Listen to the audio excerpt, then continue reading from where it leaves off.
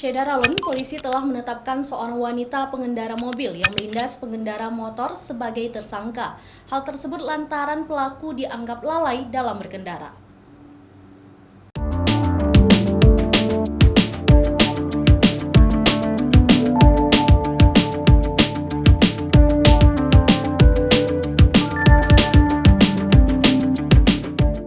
Tersangka bernama FN yang menabrak pengendara sepeda motor Ihsan Erlangga berusia 23 tahun hingga tewas terjadi di Jalan Karya Jaya, Kecamatan Medan Johor, Kota Medan pada Rabu tanggal 2 Februari 2022 lalu. Saat ini FN ditahan di Polsek Deli Tua. Kabid Humas Polda Sumatera Utara, Kombes Hadi Wahyudi mengatakan tersangka terancam kurungan penjara selama 6 tahun.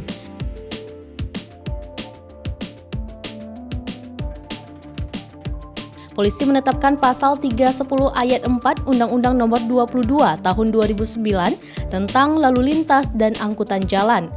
Saat kejadian, FN tengah mengemudikan mobil yang berlogo Forum Bata Intelektual atau FBI Kota Medan. Polisi sempat memeriksa urin tersangka, namun hasilnya negatif narkoba.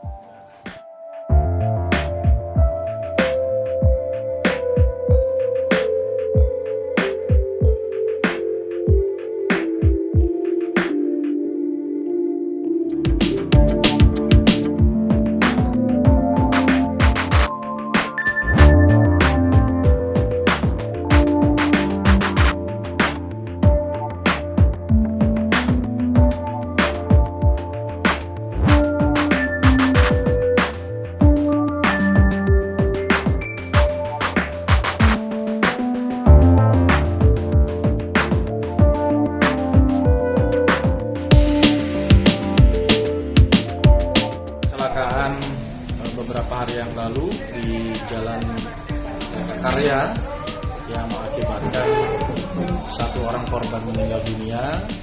Saat ini penyidik unit Laka Lantas Polsek Deli Tua sudah menetapkan pengendara kendaraan bermotor atau roda 4 sebagai tersangka dengan pasal yang diterapkan adalah pasal 310 ayat 4 Undang-Undang Nomor 22 Tahun 2002, ulangi tahun 2009 tentang lalu lintas dan angkutan jalan.